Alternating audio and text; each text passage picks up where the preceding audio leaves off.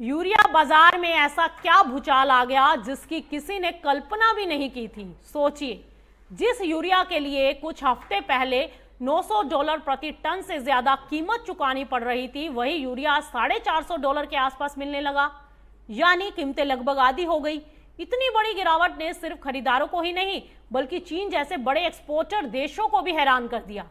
हालात ये हैं कि चीन जो ऊंचे भाव की उम्मीद में एक्सपोर्ट बढ़ाने की तैयारी कर रहा था, अब उसे सस्ते दामों पर माल बेचने को लेकर असहज नजर आ रहा है। और उसे इस पूरी कहानी के केंद्र में नजर आता है भारत, क्योंकि भारत के ताजा यूरिया टेंडर ने वैश्विक फर्टिलाइजर बाजार का पूरा गणित बदल दिया है।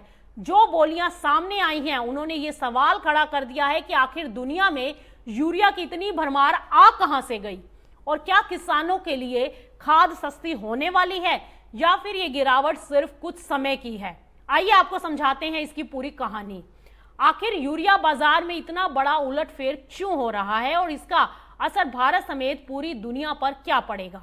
दरअसल भारत के एक बड़े यूरिया आयात टेंडर ने पूरी दुनिया के फर्टिलाइजर बाजार को चौंका दिया है। नेशनल फर्टिलाइजर्स लिमिटेड यानी एनएफएल के ताजा टेंडर में जो बोलियां सामने आई हैं, उन्होंने न सिर्फ भारत बल्कि चीन समेत दुनिया के बड़े यूरिया एक्सपोर्टर्स को भी सोचने पर मजबूर कर दिया है।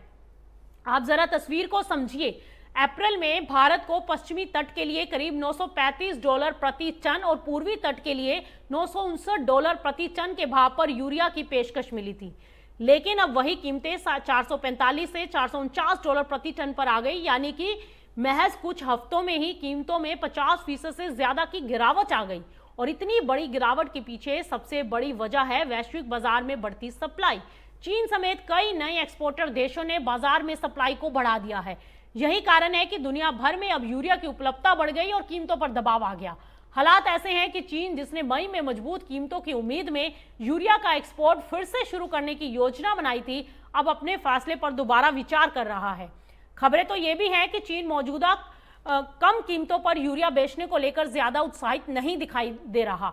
भारत के लिए स्थिति फायदे की साबित हो सकती है। सरकार फिलहाल 17 लाख टन यूरिया खरीदने की योजना पर काम कर रही है, लेकिन कम कीमतों को देखते हुए खरीद ज्यादा भी की जा सकती है। खास बात तो यह है कि रबी सीजन की जरूरतों को ध्यान में रखते हुए अतिरिक्त स्टॉक बनाने पर भी विचार किया जा सकता है। माना जा रहा है कि भारत के इस टेंडर ने वैश्विक बाजार को एक नया संकेत दिया है। अब सवाल यह है कि क्या यूरिया की कीमतें और नीचे आ जाएंगी या फिर चीन जैसे बड़े सप्लाई करने वाले देश कम कीमतों पर बिक्री रोककर बाजार को सपोर्ट देने की कोशिश करेंगे।